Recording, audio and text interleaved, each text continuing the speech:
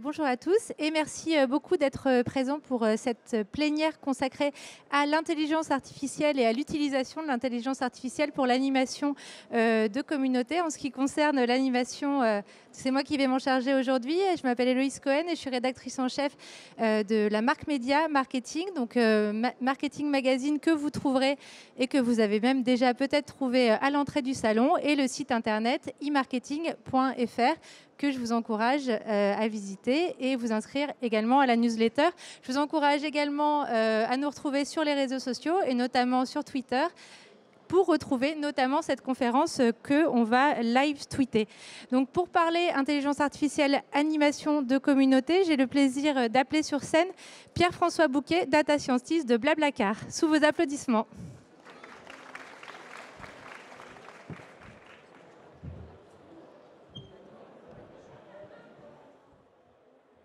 Je n'ai pas vraiment préparé la scène. Ensuite, j'ai le plaisir d'appeler également Jean-Luc Chétrit, le directeur général de l'Union des annonceurs, également sous vos applaudissements. Et enfin, Cécile Delettré qui représente Cécile Canzan, directrice de la communication de French Tech à l'international. Bienvenue Cécile. Julie, je représente. Oui, excusez-moi, Julie. Alors, cibler, micro-segmenter, hyper-personnaliser, et même analyser, prédire et créer, l'intelligence artificielle n'a plus que d'artificiel que l'adjectif. Et dans le marketing, si elle fait évoluer d'ores et déjà les pratiques, elle promet d'ici quelques années de complètement les bouleverser, voire d'intégralement les réinventer. Pour vous donner une ampleur de ce phénomène, j'ai quelques chiffres. Si Facebook a décidé d'y consacrer sur le seul sol français 10 millions d'euros et qu'Amazon y consacre chaque année un budget toujours plus croissant, chaque entreprise mise sur ces technologies à son niveau. Ainsi, selon une étude de Tata Consulting Service, plus de la moitié des entreprises sensibilisées à l'intelligence artificielle y consacrent un budget annuel supérieur à 300 000 euros et 37% d'entre elles envisagent d'ailleurs de consacrer annuellement plus d'1 million d'euros, démontrant ainsi que les projets gagnent en maturité. Et c'est pas près de s'essouffler, j'ai une autre étude qui le prouve, Juniper Research, qui révèle en effet que les dépenses des acteurs du retail en intelligence artificielle passeront de 2 milliards en 2018 à 7,3 milliards en 2022. C'est déjà énorme. Et comme je vous le disais en intro, si l'intelligence artificielle a autant le vent en poupe, c'est qu'en fait, elle ne cesse de prouver et ses bénéfices et sa performance. Et qu'en plus, tout ça, c'est de plus en plus performant. Et hop, j'y arrive. S'il y a un domaine où l'intelligence artificielle est particulièrement performant, c'est l'animation de communauté. En attendant bientôt qu'elle me remplace, en tout cas, j'ai le plaisir de vous avoir à mes côtés pour en parler. Donc, Pierre-François, vous nous parlerez de l'utilisation de l'intelligence artificielle dans la définition de l'offre et dans le marketing de Blablacar. Jean-Luc Chétrit, directeur général de l'Union des annonceurs, vous nous donnerez le sentiment des annonceurs face au bouleversement qui s'annonce. Et enfin, donc Cécile Delettré, je l'ai dit, vous représentez Julie Canzan, directrice de la promotion et de la communication de Business France. Et avec vous, on va parler tout de suite d'ailleurs, plus particulièrement de l'animation de communauté. Donc, vous représentez aujourd'hui la French Tech. Vous avez beaucoup de casquettes, mais aujourd'hui, c'est la French Tech. En quelques mots, et peut-être même en quelques images, la French Tech, qu'est-ce que c'est ? Oui, donc merci. C'est pas moi qui du tout agis sur la French Tech, donc ça me laisse plus de liberté pour en parler. Mais effectivement, Julie s'excuse auprès de vous. Elle n'a pas pu être présente aujourd'hui. C'est la tête pensante de l'organisation de la French Tech et de la communication au niveau international. Elle a une vision, elle a une mission et elle a une équipe. Et elle a eu vraiment beaucoup de succès sur la partie communication au niveau de l'animation d'une communauté. Alors, je ne sais pas si vous connaissez la French Tech. Est-ce que vous pouvez lever la main, les gens qui connaissent ? D'accord, donc il y a une marge de progression. Et c'est agréable. On va faire une petite vidéo pour vous permettre de connaître, sachant que c'est une communication qui est faite sur une cible d'étrangers. Donc, ce sera en anglais. Et vous allez voir comment on peut représenter effectivement la French Tech à l'international. French Tech is the friends of entrepreneurs and startuppers. A growing community. Dynamic. Creative. a group of innovators and investors, bold and inspired. La French Tech is a whole world in itself. A world that boosts cleverness and imagination. A world that connects entrepreneurs across borders with the French Tech hubs. A world that welcomes each and every talent with the French Tech ticket and the French Tech visa. And this world is booming, with record fundings and a flourishing ecosystem, with the world's biggest startup campus and a renowned expertise to meet future challenges.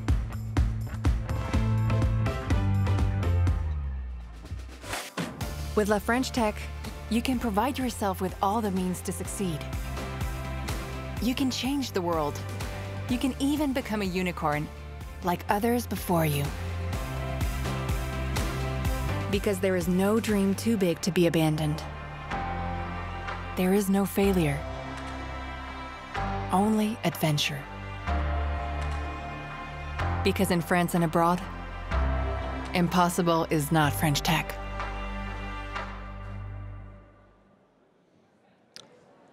Et la French Tech, du coup, c'est également distinguée par, justement, et on va en parler, hein, l'animation haute communauté.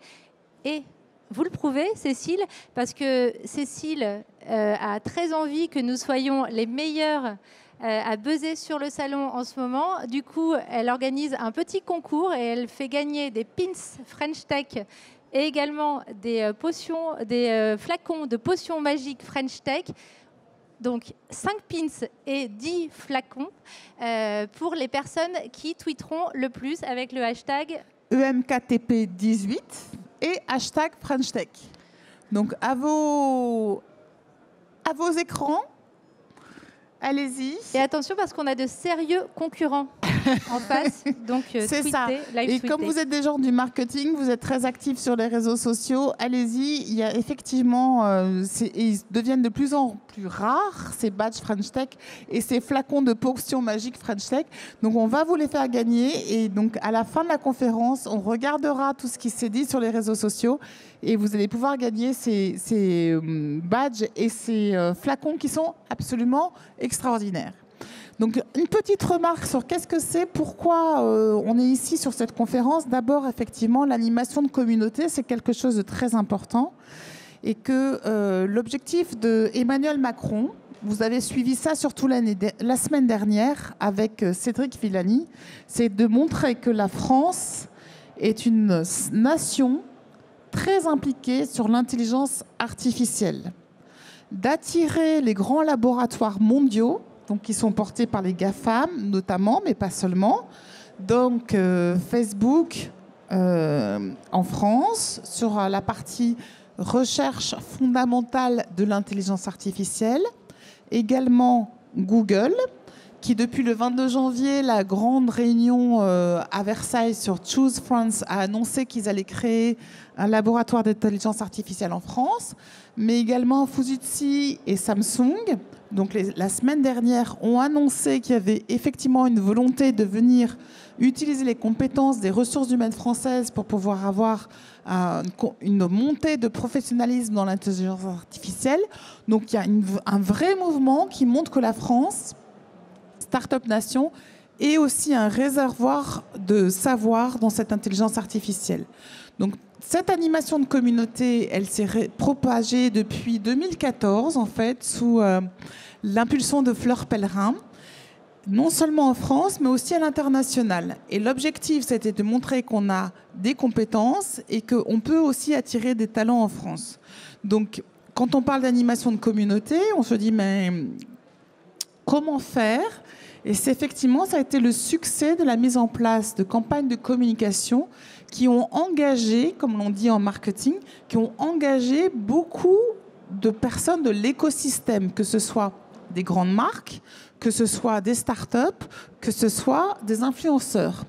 Et donc, ça a permis de communiquer à l'international sur cette notion de label qui s'appelle la French Tech, est de retour de différents salons, que ce soit le Mobile World Congress, le Web Summit, l'IFA à Berlin, le CES de Las Vegas, je peux vous dire que effectivement, les étrangers sont très impressionnés par ce grand mouvement, qui est un effort communautaire et qui a été une réussite. Ce mouvement continue. C'est important d'en faire grossir les entreprises de la French Tech et les faire devenir des licornes au niveau international. Mais cette marque, donc au niveau de communication, est vraiment très puissante. Un petit exemple, effectivement, il y a eu un phénomène qui s'est propagé mondialement avec les French Tech Hub. Donc dans différents pays, il y en a 22 maintenant.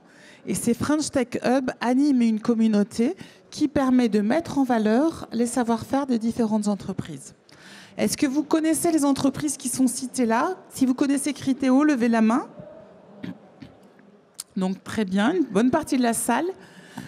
TEDS, effectivement, expert dans la vidéo et l'advertising. Sigfox, au niveau de l'Internet des objets. Très bien. Et WeThings, qui était revendu à Nokia, mais qui est quand même un des leaders. Et bien sûr, Blablacar. Je suis surprise que toute la salle ne lève pas la main. Ouais. Vous êtes sûr que vous connaissez pas? Il reste encore un peu de travail d'acquisition. Est-ce que Blablacar... On recommence. Est-ce que Blablacar est connu? Levez la main pour ceux qui connaissent. Ah, voilà, je suis rassurée. En même temps, Cécile, ils ne peuvent pas tweeter et lever la main. C'est clair, c'est clair. Bon, en tout cas, Héloïse, c'est une belle illustration. Et effectivement, on est ravis d'avoir Blablacar qui va nous présenter ce qu'est un exemple par un data scientist de l'intelligence artificielle. Enfin, en tout cas, vous l'avez compris, la France, start-up nation, la France, pays de l'intelligence artificielle, avec 10 000 ingénieurs. Et effectivement, c'est un mouvement qu'on a, sur lequel on compte. Et on compte sur vous aussi pour le relayer, sachant que non seulement il y a un certain nombre de sociétés comme Snips, Algolia, Plume, etc., mais il y en a d'autres dans le data-driven marketing. Et c'est vrai, Cécile en parlait des entreprises internationales qui misaient sur l'intelligence artificielle. Et nous, on a un bel exemple de belle entreprise de licorne avec vous, Blablacar. Donc, vous êtes data scientist de Blablacar. En quelques mots, en quoi consiste votre fonction? Alors, tout d'abord, bonjour à tous. Je suis ravi que beaucoup d'entre vous connaissent déjà Blablacar. Faut dire que c'est une entreprise française qui a maintenant bien implanté sur le territoire, avec 14 millions de membres en France. 60 millions sur les autres territoires. Blablacar, donc pour les autres, ceux qui ne connaissent pas encore, c'est une communauté de covoitureurs qui permet aux conductles qui ont des places libres dans leur voiture de les partager pour que des passagers qui recherchent des trajets qui vont dans les lieux où les conducteurs passent puissent monter dans leur voiture moyennant un échange financier. Et donc c'est une communauté de 60 millions de membres parce qu'elle va interagir, elle va avoir une expérience particulière dans la voiture et on va essayer de l'animer. Et donc mon rôle en tant que data scientist, et les data scientists en général, pas que chez Blablacar, sont des experts de la donnée qui vont essayer de résoudre des problèmes qui peuvent être soit dictés par les métiers, aussi bien côté produit pour améliorer l'expérience utilisateur, ou côté marketing pour optimiser les performances des campagnes. Il y a un autre rôle aussi du data scientist, c'est de fouiller les données et de découvrir des comportements utilisateurs qu'on ne soupçonnait pas, qui peuvent être des opportunités à projet.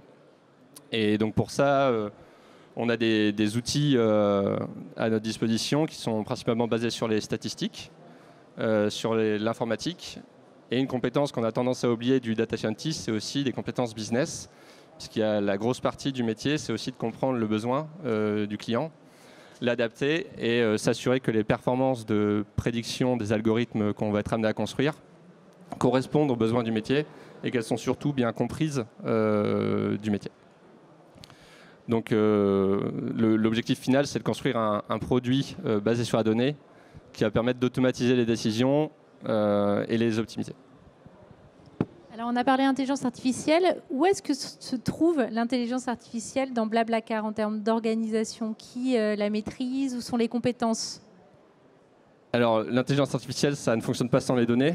Donc, elle trouve sa source dans les données avant tout. Donc, Blablacar collecte toutes sortes de données sur les membres.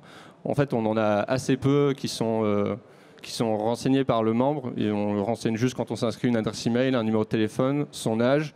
Éventuellement, on met une photo et quelques mots sur qui on est dans sa bio. Et à partir de là, on va pouvoir avoir accès au site. Donc nous, on a accès à ces infos-là et on a aussi accès aux informations de voyage des covoitureurs. Donc tout ça, c'est des données qu'on garde en interne.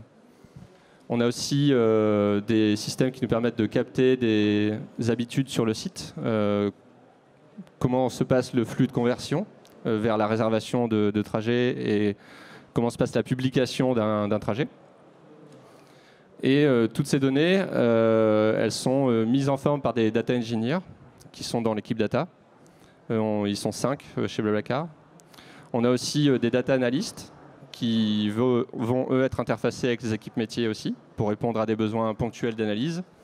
Et on a 3 data scientists qui gravitent autour de projets qui changent au cours du temps, souvent sur un trimestre, et qui sont intégrés aux équipes métiers et techniques, parce qu'au final, on discute pas mal avec les développeurs aussi. Et donc, concrètement, on est assis avec les équipes marketing et les équipes métiers, les équipes produits. Au total, vous êtes combien, du coup, dans cette équipe? Blablacar, aujourd'hui, c'est 350 employés. Côté data, on est une quinzaine, une vingtaine si on compte aussi les quelques développeurs, même s'ils ne sont pas full-time sur la collecte de data, on est très dépendant d'eux. Et comment est-ce que du coup l'intelligence artificielle vous sert pour améliorer l'expérience client que vous offrez? On utilise la data pour plusieurs choses. Quand on cherche par exemple un Paris-Lyon ou ici un Madrid-Barcelone par exemple, il y a des centaines de trajets possibles. Et donc le passager qui veut trouver le meilleur trajet pour lui, il va avoir à parcourir ces 100 trajets et ça devient une expérience qui est dégradée finalement. Donc ce qu'on fait, c'est qu'on va essayer de lui suggérer le meilleur trajet. Donc ça, c'est un exemple d'application pour améliorer l'expérience utilisateur. Un autre endroit qu'on ne voit pas, c'est que tout le contenu sur le site est modéré. C'est-à-dire qu'il y a des algorithmes qui vont modérer en temps réel tout ce qui va être publié sur le site. Les photos, les mini-bios, les avis qu'on laisse aux autres covoitureurs, la description des trajets. Et ça permet d'assurer une image de marque qui est positive, de sécuriser les interactions qu'ont les membres avec le public. Et tout ça repose sur des algorithmes parce qu'il y a des besoins de communication. En fait, on est en train d'organiser un trajet, on ne peut pas se permettre d'attendre la réponse du covoitureur et de rajouter un délai de plus de 1 heure. Donc on a une modération qui est faite automatiquement. Et ça, c'est des choses qui sont invisibles mais qui existent depuis quasiment le début de Blablacar. Et sur ce point, il n'y a plus d'intervention humaine concernant la modération? Il y en a toujours, mais elle est limitée à des tâches qui sont là où l'intelligence artificielle ne peut pas aller. Donc par exemple, très concrètement, l'algorithme, quand il y a un mot qu'il ne connaît pas, il ne va pas pouvoir juger de sa valeur positive ou négative sur la phrase. Et donc on a des systèmes qui vont rediriger vers des gens qui s'occupent de la modération chez Blablacar. On a aussi un check flow qui est, en fait, c'est 10% des messages qui sont quand même envoyés à des humains pour vérifier que l'algorithme est toujours bon. Donc, contrôler la performance. Une sorte de test. Oui, exactement. Test en continu. Je vous encourage, si vous avez des questions, à les faire passer par Twitter et également par l'appli, c'est ça? Vous avez les détails sur les écrans. Quel usage vous faites de l'intelligence artificielle pour améliorer de manière continue votre offre et vos produits? Là aussi, plusieurs sujets. On va essayer de permettre aux gens de trouver le meilleur point de rencontre. Alors ça, il parle plutôt de marketing, mais... on va y venir. Vous allez nous l'expliquer parce que là, comme ça, on ne comprend rien. Et donc pour l'offre, on est aussi en train de travailler sur un nouvel algorithme qui va permettre de deviner par où le conducteur va passer. Savoir qu'avant, les comportements conducteurs et passagers, on publiait un trajet d'une grande ville à une autre grande ville et les passagers cherchaient des trajets d'une grande ville à une grande ville. Alors qu'en fait, personne n'habite vraiment au centre-ville et ne va à la gare de la deuxième ville. On va chez des amis et on vient de chez soi ou de son travail. Et donc, on essaie de transférer ces usages-là vers du point à point. donc aller d'un point A à un point B, mais ça requiert en dessous des puissances de calcul beaucoup plus grosses pour trouver les points de rencontre et calculer les temps de détour. Et l'intelligence artificielle intervient ici pour justement minimiser les détours à la fois côté passager et côté conducteur, et proposer des conducteurs qui seront intéressés par les recherches des passagers. Donc c'est des algorithmes de recommandation qui sont de plus en plus fins. Exactement, oui. Alors du coup, il faut que vous nous expliquiez un petit peu là, parce que je pense pas qu'il y ait beaucoup de gens qui comprennent. On pourrait faire lever la main, mais ça va pas nous aider ça. Ouais, je pense que c'est pas si compliqué que ça. Au final, c'est sûr que juste avec 3 mots, c'est compliqué d'expliquer. Mais on a aussi beaucoup d'intelligence du côté marketing. On optimise nos campagnes pour lesquelles on dépense beaucoup d'argent au final. On veut pas gaspiller. Côté CRM notamment, on ne veut pas spammer les gens avec plein d'emails, plein de notifications. Et donc on a toute une logique d'orchestration de ces campagnes CRM qui est basée sur une segmentation qu'on a réalisée avec plusieurs analyses de données qui ont été faites au préalable. Et ici, ce qu'on voit, c'est la segmentation en fréquence et récence. Vous allez me dire, il manque la monétarie pour être dans le schéma typique RFM qu'on connaît. Oui, j'allais vous le dire d'ailleurs. Ouais. Et donc, ouais, c'est parce que la valeur monétaire, finalement, on la gère pas ici. Là, on veut juste comprendre les habitudes d'utilisation. Et donc, sur ces fréquences récentes, on a essayé de comprendre, quand peut-on détecter que quelqu'un ne va plus utiliser Blablacar? Et s'il ne le fait plus, on va essayer de comprendre pourquoi, qu'est-ce qui s'est passé. Peut-être qu'on a les solutions déjà, ou peut-être qu'on peut comprendre quelque chose et donc améliorer notre service. Et donc, avant, ce qu'on faisait, donc, sur le graphique de gauche, c'est qu'on regardait les spectres de fréquence et récence et on coupait sur la récence. Donc la récence, je ne sais pas si tout le monde est familier avec le concept. À mon avis, réexpliquer en 2 mots. Mais en gros, c'est le temps depuis le dernier voyage. Dans d'autres situations, c'est le temps depuis le dernier achat sur le site. Et fréquence, c'est la fréquence d'achat et nous, c'est la fréquence de voyage. Je crois qu'il y a quelqu'un qui est en charge du CRM qui est dans la salle. Oui, tout à fait. Elle est où? Ah, mais il faut venir. Il faut venir sur scène. Non, mais on a travaillé la presse ensemble, tout va bien.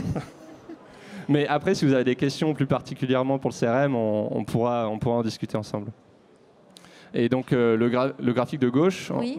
Pour revenir à ça, il est assez simple en fait. On crée des gros carrés, on dit quand c'est vert, tout va bien, et quand ça passe au rouge, là, il faut qu'on fasse quelque chose, il faut qu'on comprenne. Alors qu'en fait, la réalité est beaucoup plus complexe que ça. Là, on voit tous ces petits points rouges ou verts, et même entre les deux, qui correspondent à la probabilité que quelqu'un n'utilise plus le service. Donc, on voit qu'avant, en fait, on avait une approximation qui était pas stupide, mais qui était sous-optimale.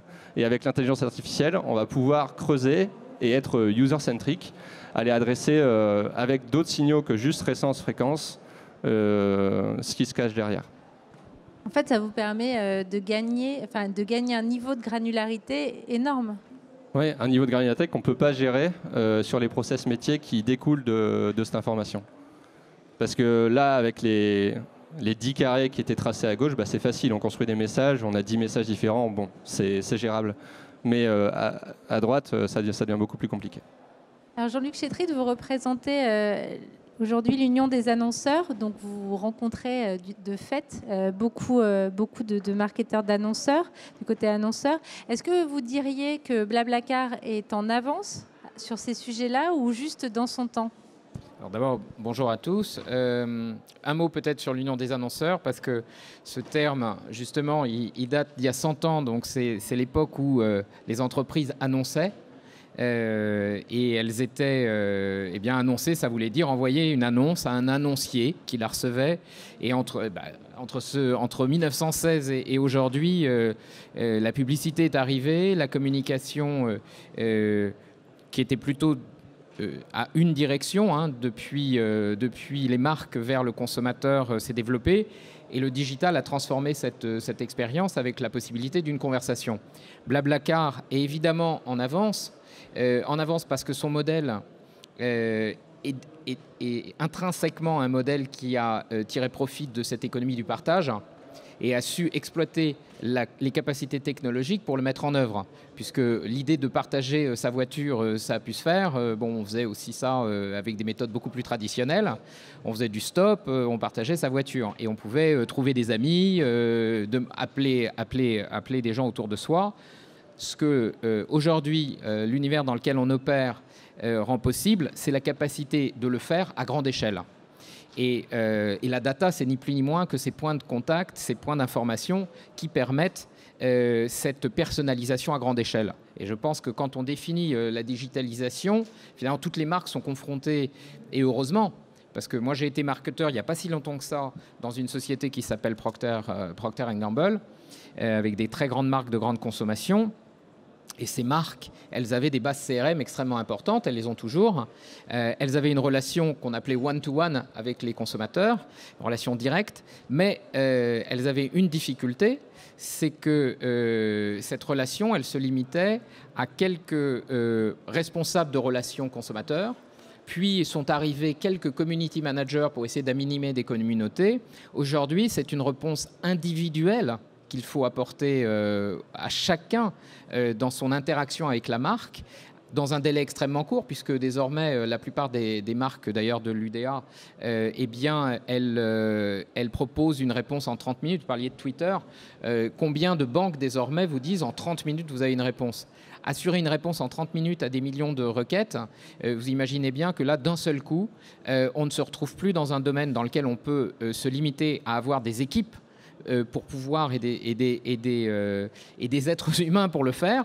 En revanche, ça ne veut pas dire qu'on les remplace. Et peut-être qu'on pourra en parler.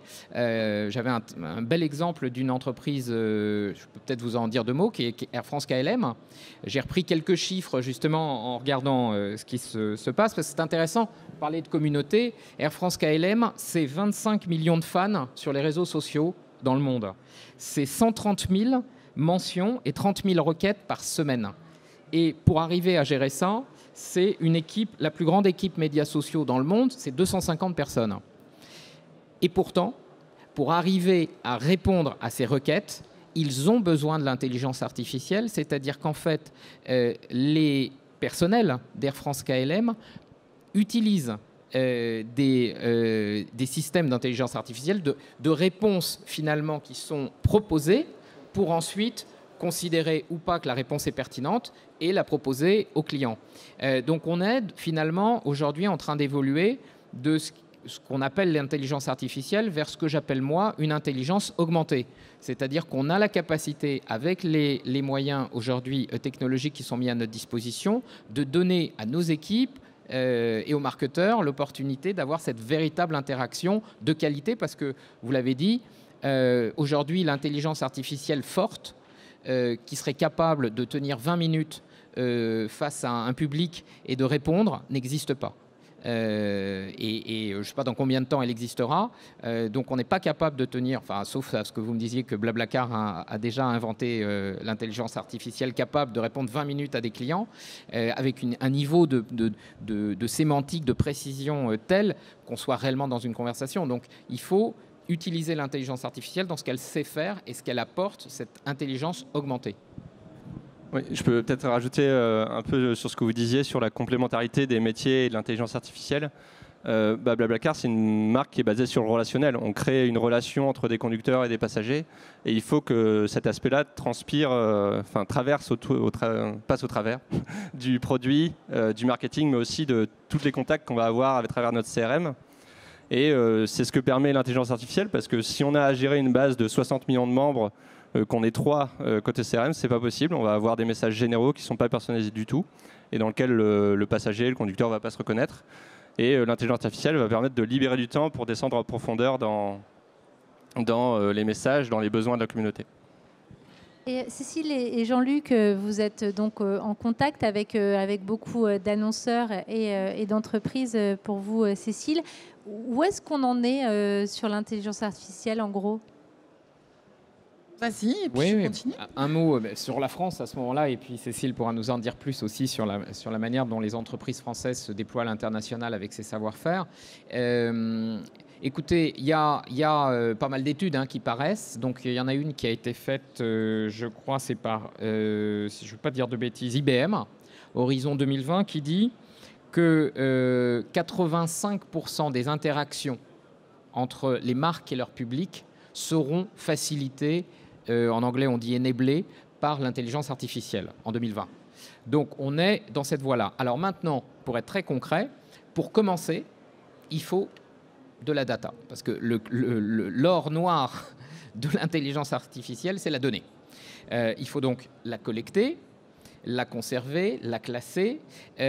Ça, on le fait dans le cadre de DMP. Une DMP pour des entreprises qui viennent, comme je l'évoquais, moi j'ai pas mal travaillé dans l'univers de la grande consommation, c'est quelque chose de tout à fait nouveau. C'est assez long à construire, c'est coûteux, c'est pas au cœur du business model. Hein. Pour Blablacar, sans DMP, pas de Blablacar. Vous prenez Nestlé, vous pouvez tout à fait continuer à opérer Nestlé sans DMP. Donc on est sur des domaines qui sont tout à fait nouveaux pour un certain nombre d'entreprises, dans lesquelles elles investissent, mais qui vont prendre du temps. Hein, je ne vais pas citer ici un grand annonceur, mais une grande marque de boissons rafraîchissantes qui a mis plus de 3 ans pour développer sa DMP. Avec des sujets juridiques, parce que je pense, bon, ce n'est pas l'objet de la conversation aujourd'hui, mais enfin, tous ces sujets sont quand même à regarder à l'aune de la protection de la donnée. Hein, l'actualité et le fameux Facebook, RGPD oui, mais au-delà du RGPD, au-delà du règlement, le règlement, ça ne doit être qu'une aide à assurer, ce qui est attendu par les Français et par le monde entier, la protection de la donnée personnelle. Donc on est dans un univers qui traite beaucoup de données personnelles. On ne peut pas se permettre de s'y lancer et puis de se dire un jour, tiens, on s'est trompé, flûte, les informations se sont évaporées. Donc, il y a beaucoup de précautions qui sont prises par un certain nombre d'acteurs avant d'arriver sur ces solutions. D'ici là, il y a quand même des solutions de chatbot. Vous trouvez ça, Sephora et beaucoup d'autres marques ont créé des chatbots qui fonctionnent plutôt très bien, qui facilitent l'interaction. Donc, on est dans des modèles plutôt simples. Et je pense que dans les 2-3 années qui viennent, on va aller sur des modèles beaucoup plus sophistiqués de personnalisation, on l'espère, hein, parce que, juste un dernier point avant de laisser Cécile poursuivre, on a un sujet d'un point de vue publicitaire qui est la pertinence. Malheureusement, alors que c'est ce qu'on avait promis depuis des années, en disant grâce au digital, on vous enverra des messages plus pertinents. Hein, ce que vous disiez, on arrivera à identifier le moment où c'est intéressant pour vous qu'on vous envoie un message et celui où ça ne l'est pas parce qu'on vous l'a déjà fait 10 fois et vous n'avez pas réagi. Donc cette pertinence, c'est vraiment l'objectif. Malheureusement, on n'y est pas. Donc on a vraiment besoin de l'intelligence artificielle pour être beaucoup plus pertinent et donc réduire la pression publicitaire parce qu'on le sait bien aujourd'hui, tous autant que nous sommes, nous ne vivons pas une expérience publicitaire aujourd'hui agréable quand on est sur un mobile ou voire même sur un desktop. Donc on a besoin aussi de l'intelligence artificielle pour ça. Alors effectivement, à l'international, on s'aperçoit qu'il y a des entreprises comme Alibaba qui investissent des millions d'euros ou de dollars sur les recherches de l'intelligence artificielle. Donc c'est un vrai sujet. Comme dit Jean-Luc, c'est l'utilisation de la data, c'est-à-dire la data qui vient des vidéos, qui vient des images, qui vient de la voix, de la reconnaissance vocale. Et à partir de cette data, c'est pouvoir utiliser avec un effet de rapidité le traitement de cette data pour pouvoir faire des propositions qui sont effectivement plus dans ce que attendent les consommateurs en fonction de leur comportement ou de leur déclaratif. Donc il y a une vraie accélération de cette proposition. En fait, il y a déjà de l'intelligence artificielle depuis 50 ans, mais on n'y pense pas forcément. Parce que Watson, IBM, tu citais, avec Ginny Rometty, pour lequel j'ai beaucoup d'admiration, Watson existe depuis 50 ans, mais on n'y pensait pas forcément. Et qu'on s'aperçoit que c'est la capacité à créer des compétences avec le deep learning et le machine learning pour apprendre le maximum de ces usages, de ces données et pouvoir, comme Géopardy l'a démontré, pouvoir être challengé sur des opérations qui sont relativement courantes ou faciles. Donc c'est un sujet qui effectivement nous montre que c'est possible de mettre en place des choses. C'est possible dans la limite où on apprend beaucoup de choses. Et moi j'ai monté une visite de Facebook Intelligence Artificielle à New York. Je me suis dit, on va aller voir ce qui se passe chez Facebook et sur la recherche fondamentale. Et en fait, on a été très surpris parce que nous, en tant que marketeurs, on a une vision business, efficacité commerciale, qu'est-ce qu'on va pouvoir en faire. Et je me suis aperçue qu'en fait, Facebook, donc non seulement il y a une compétition sur les talents, donc en fait, ils recrutent des gens et peut-être que c'est le cas chez Blablacar, mais qui ont effectivement des PhD, qui ont des super formations. Mais pour pouvoir les retenir dans leur entreprise, il faut les laisser publier les résultats de leurs recherches. Et en fait, ce que je me suis aperçue, c'est qu'ils prennent une bouteille comme celle-là et disent, ben voilà, on regarde comment la bouteille se renverse, comment elle tombe de la table. Donc pour vous, ça peut paraître complètement stupide. Pour moi aussi, ça m'a beaucoup étonné. Mais en fait, ils essayent par l'intelligence artificielle, en fait, de pouvoir réexpliquer comment on apprend des choses basiques. Et il va falloir qu'il y ait effectivement beaucoup de recherches et d'applications marketing et commerciales pour pouvoir l'utiliser dans notre vie de tous les jours. Et on s'aperçoit que même s'il y a cette capacité par les outils, les algorithmes de comprendre beaucoup de choses, il n'y a pas encore la possibilité de la mettre en application sur beaucoup d'actions. Mais on est quand même sur un trend, une innovation qu'on ne peut pas ignorer. Et si on ne réagit pas, si on ne prend pas effectivement la maîtrise et la mise en application de toutes ces innovations, on va se faire dépasser par l'Asie avec des grands acteurs ou par les États-Unis qui vont effectivement, comme vous le disiez tout à l'heure, faire des propositions hyper personnalisées grâce à la capacité à gérer beaucoup de data en temps réel et à faire des propositions bien spécifiques. Disons qu'on ne va pas les rattraper parce qu'ils ont quand même pris un petit peu d'avance. Alors là, on a parlé de l'intelligence artificielle pour l'animation de communauté.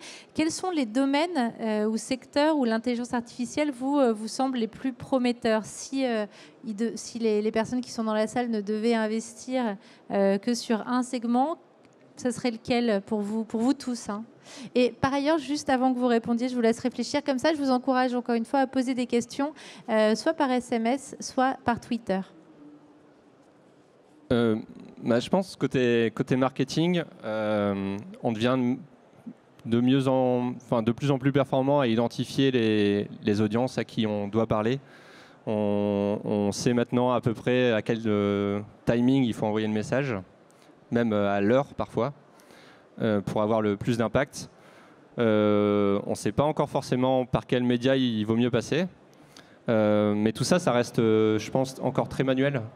Et moi, j'imagine que dans 10 ans, 20 ans, on aura juste une banque de contenu, un budget, et qu'un algorithme fera l'automatisation tout seul pour capter le plus envoyer le plus de messages, que ça génère le plus d'activité sur le site. Ça reste très business, mais je pense que c'est une étape qui va être franchie à un moment donné. Je pense qu'il y a beaucoup aussi à travailler sur la génération automatique de contenu. On a beau réussir à identifier nos cibles, créer du contenu, ça reste compliqué et très demandeur de temps. Donc créer du contenu selon la saison, selon la ville, la météo et les besoins de l'utilisateur. Contextualiser en fait le contenu. Jean-Luc. Alors, je suis évidemment d'accord avec ce qui vient d'être dit sur la personnalisation, la contextualisation des messages. Moi, je remonterais un cran en amont. Je pense que la nouvelle frontière pour les marketeurs, c'est la connaissance client. C'est revenir à la connaissance du consommateur, de l'insight, de pourquoi, de ce à quoi il est intéressé, de pourquoi il y est intéressé. On sait assez bien dire maintenant à quel moment envoyer potentiellement un message. On ne sait pas bien dire encore suffisamment ce qui motive, quels sont les leviers de motivation profonds des consommateurs. Ça, nous le faisions par le passé avec des études, des panels, des focus group et des quantis, mais sur un nombre limité. Aujourd'hui, la puissance de la donnée doit nous permettre d'aller beaucoup plus loin. D'ailleurs, je fais une petite minute ou 30 secondes de publicité parce qu'on a décidé de prendre ce thème, d'ailleurs, de l'insight et de l'IA, comme un des thèmes d'une conférence d'ailleurs où Héloïse intervient. Donc c'est pour vous, Héloïse. On fait ça chez Microsoft le 20 avril. Le 20 avril. Et je crois qu'on est là sur un sujet qui est vraiment un sujet fondamental, connaissance du consommateur. et après l'activation de manière plus pertinente.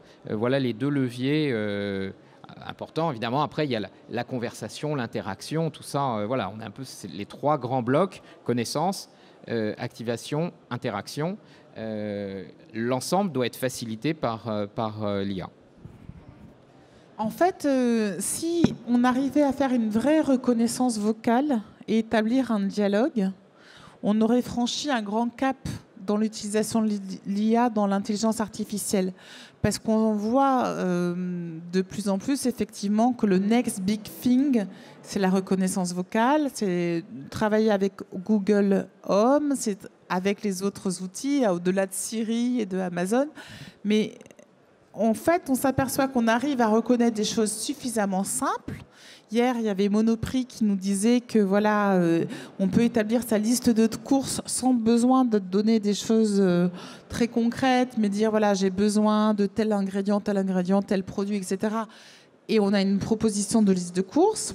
Mais par contre, on n'arrive pas à faire un vrai dialogue, c'est-à-dire reconnaître le langage humain, reconnaître la pensée et retranscrire quelque chose. Parce que quand on voit des démonstrations comme Sophia, le robot qui a un magnifique visage, qui est très expressif, qui s'exprime, qui a pris la nationalité de, je crois, de Dubaï ou Arabie Saoudite, en fait, tout est quand elle communique, Sophia, c'est dans un script avec quelque chose qui est préparé à l'avance sur des questions et l'interaction relativement simple.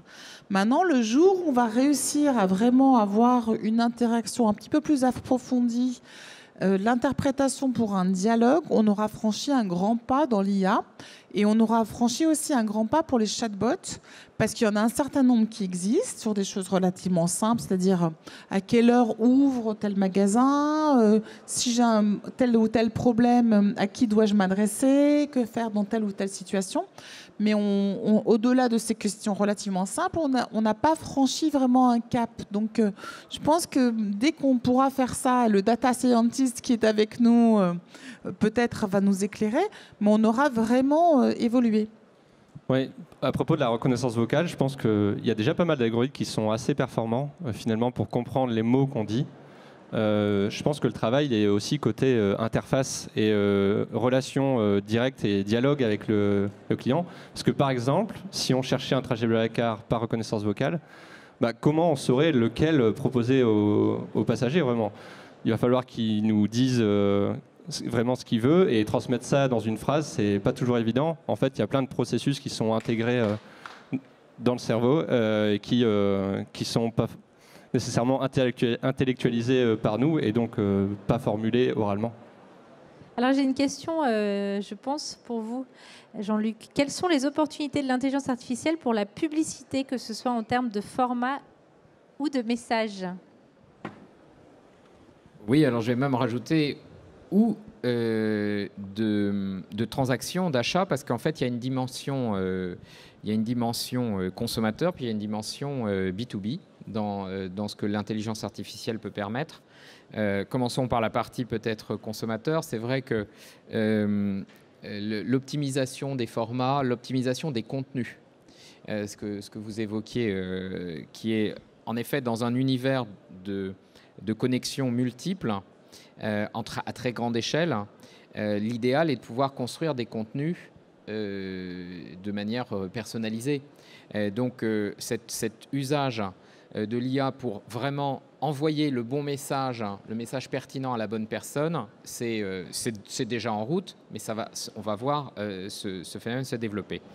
Les formats, là, il y a un travail au-delà même de l'IA sur les formats publicitaires dans un univers digital et arriver à les transformer progressivement pour qu'ils soient beaucoup moins intrusifs et qu'ils soient de plus en plus choisis et moins subis. Et ça, là aussi, l'IA doit le faciliter. Et puis enfin, moi, juste pour boucler, en effet, il y a un usage qu'on ne connaît pas bien, qui est dans le cadre de l'achat programmatique. L'achat programmatique, c'est l'achat en temps réel, en bidding, donc je ne sais plus le terme français. En enchères, voilà, pardon. Un achat aux enchères. On est souvent, je suis désolé, on jargonne parce que c'est souvent de l'anglais que viennent ces techniques. Bon, peu importe. Donc, un achat aux enchères en temps réel, pour l'opérer en quelques millisecondes, vous ne pouvez pas l'opérer humainement. Donc, ça ne peut être opéré que par des outils qui vont optimiser les achats et optimiser la vente d'ailleurs, puisque c'est dans les deux sens. Ça peut être du yield dans un sens et dans l'autre de l'optimisation à l'achat. Donc ça, ce sont des outils qui sont en train de se développer pour permettre aux opérations de se dérouler. Donc voilà, on a un scope, un spectre d'usage des technologies d'IA qui est extrêmement vaste. Et je rejoins ce qui a été dit sur la voix. Là aussi, on organise, j'en profite, une nuit de la voix, justement, parce qu'on pense que pour les marketeurs, c'est vraiment la nouvelle frontière. C'est quand vous allez parler à Alexa ou à Google Home, quel type de réponse vous allez avoir, de qui on va vous parler en premier, quel type de réponse on va vous donner, parce que c'est pour ceux qui l'ont testé, parfois les réponses ne sont pas toujours très satisfaisantes. Donc il va y avoir un vrai travail pour que les marques trouvent un territoire, parce qu'aujourd'hui, vous faites une recherche sur Google, vous avez une dizaine de propositions. Quand vous ferez une recherche vocale, vous n'aurez potentiellement qu'une ou deux propositions. Donc vous serez quand même dans un univers de concurrence qui va devenir beaucoup plus complexe pour les marques. Alors justement, sur ce point, Jean-Luc, nous, on est en train de travailler sur un dossier exactement sur le sujet comment sortir du lot avec les assistants vocaux qui apparaissent dans le prochain marketing. Et pour la personne qui a posé la question et pour les autres, je l'invite aussi à consulter un article sur notre site internet qui s'appelle « Comment l'IA soigne les allergiques ». Voilà, et qui est disponible également. Alors j'avais une autre question pour vous.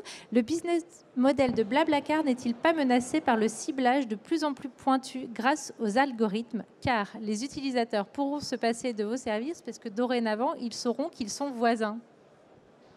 Alors oui, si on y réfléchit bien, au final, c'est déjà quelque chose qui se passe. Parce que quand on voyage sur du Paris à une petite ville, au final, on discute beaucoup dans la voiture, on a déjà nos numéros de téléphone et potentiellement on est sur les mêmes fréquences de trajet. C'est souvent le week-end.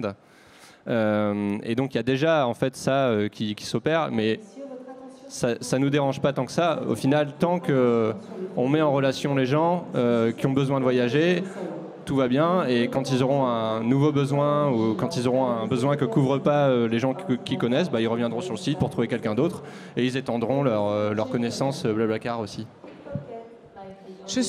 Moi, je fais juste une interruption. Elle aussi. Attention au pickpocket, a priori.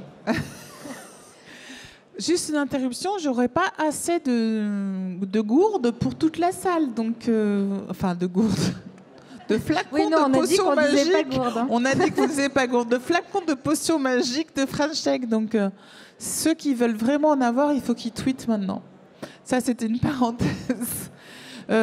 Juste une chose. En fait, est-ce que vous regardez... Moi, j'avais juste une question en réagissant à ce que vous disiez. Est-ce que vous regardez du côté de ce qui se passe à l'étranger pour justement améliorer vos algorithmes et améliorer l'utilisation de l'intelligence artificielle? Oui, on regarde beaucoup de choses. On interviewe souvent d'autres data scientists, d'autres entreprises françaises ou étrangères quand on en a l'occasion sur des salons. Alors, on lit des papiers de recherche, comme vous mentionnez, de Facebook, de Google ou d'autres entités. Ouais, on est très ouvert sur la technologie et je pense que c'est bien qu'il y ait cet effort commun d'aller développer ces techniques. Et justement, qu'est-ce que vous avez vu récemment qui vous a particulièrement bluffé? Des techniques de reinforcement learning, donc apprentissage par renforcement. C'est des choses qu'on n'utilise pas parce qu'il faut beaucoup de données, mais ça réplique l'apprentissage qu'on fait nous en tant qu'humains, c'est-à-dire apprentissage par l'erreur, par la récompense. On va tester quelque chose, ça marche pas, on va tester autre chose. Et c'est quelque chose qui, pour moi, pourrait révolutionner beaucoup de tâches d'apprentissage automatique. C'est un stade encore plus avancé que le machine learning? En fait, c'est plutôt du deep learning, de vraiment ce qu'on appelle l'intelligence artificielle. C'est plutôt ça d'ailleurs, en fait. Le machine learning, c'est une petite famille de l'intelligence artificielle, machine learning qu'on utilise dans beaucoup d'entreprises et qu'on utilise majoritairement chez Blablacar. On fait encore peu d'intelligence artificielle à proprement parler, finalement. Et quel type d'entreprises peuvent se permettre ça? Ben, il y a des entreprises qui se le permettent déjà. Google, Facebook fonctionnent comme ça. Dans la robotique, ça fonctionne beaucoup comme ça aussi. Après, j'ai pas d'autres exemples. Mais...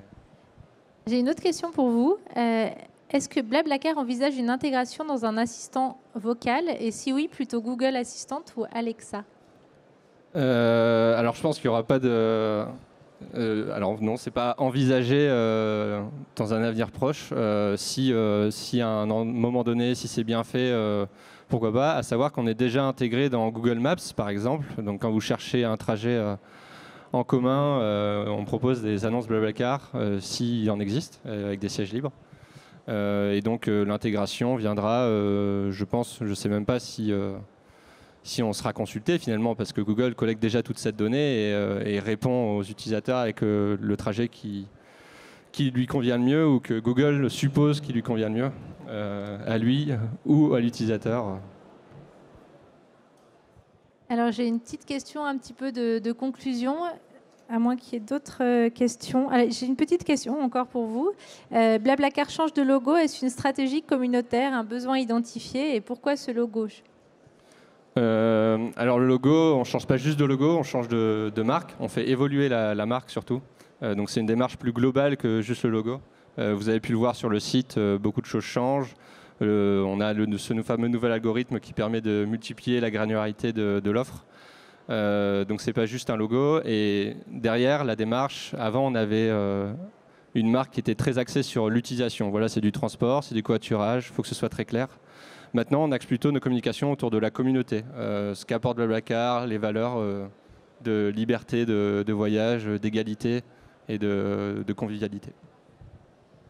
Alors, du coup, en conclusion, quel conseil chacun de vous trois donneriez-vous donc aux personnes qui sont dans la salle, qui souhaitent se mettre à l'intelligence artificielle, qui sont encore juste au stade de l'intérêt, mais qui ne savent pas vraiment par quelle boule prendre? Cécile, je commence par vous. Je pense qu'il faut déjà lire le rapport de Cédric Villani, qui est quand même notre monsieur intelligence artificielle et prix Nobel. Qu'il faut effectivement, au niveau de la communication, un petit peu se relativiser, c'est-à-dire que c'est un buzzword. Donc l'intelligence artificielle, vous la pratiquez déjà sans le savoir en fait. Et donc il suffit de effectivement embaucher dans des équipes des talents. Donc, mais ce n'est pas forcément la partie la plus facile, mais d'avoir des gens qui ont la capacité à apprendre et qui savent en fait utiliser bien les logiciels, les algorithmes pour pouvoir retranscrire toutes les volontés, donc apprendre aussi bien les outils, mais aussi comprendre les marketeurs. Et je pense qu'effectivement, l'exemple de travail que vous avez eu entre la responsable CRM et le responsable data scientist était très intéressant pour illustrer ce business case de Blablacar. Donc, il faut savoir comprendre le business, pouvoir le retranscrire et pouvoir utiliser les outils qui sont finalement que des outils. Mais il y a aussi, au-delà de ça, une intelligence business derrière. Et s'il y avait derrière chaque outil tech, il y a un humain. Donc en fait, c'est trouver effectivement les personnes qui vont pouvoir avoir une vision globale et qui vont pas pouvoir utiliser ces outils au meilleur pour pouvoir satisfaire le consommateur et toujours penser au consommateur, donc rester customer-centrique. Jean-Luc. Moi, je pense que ça commence, et je l'ai évoqué un tout petit peu tout à l'heure, par avoir la capacité de consolider de la data sur déjà les interactions qu'on peut avoir avec ses clients. Il faut commencer par ça. Et c'était souvent des organisations en silo.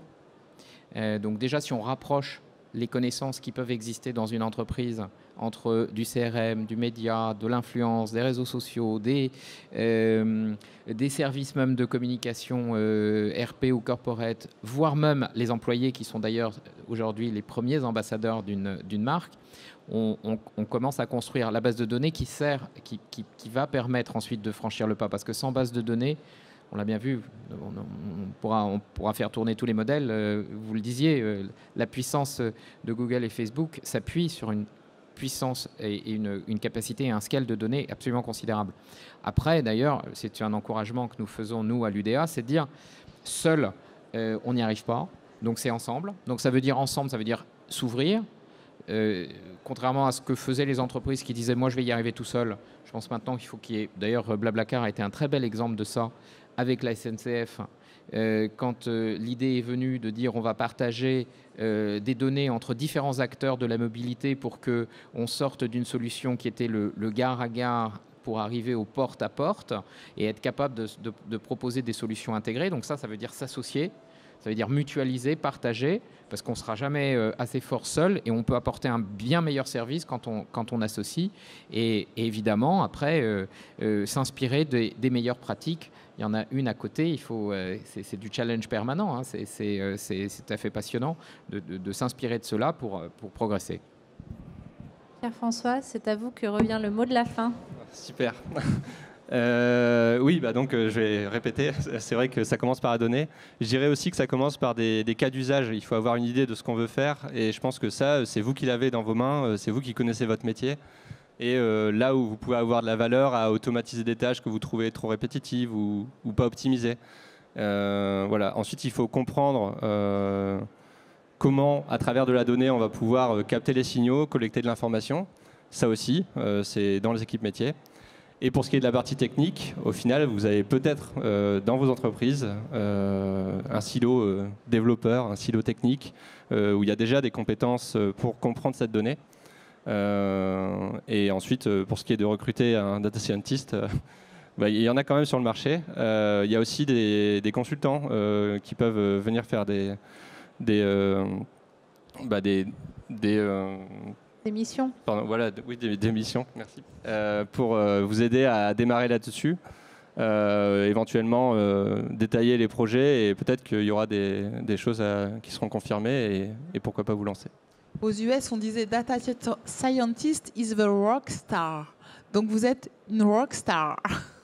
Un applaudissement pour nos 3 rockstars. Merci à beaucoup tous et bonne fin de salon. Merci.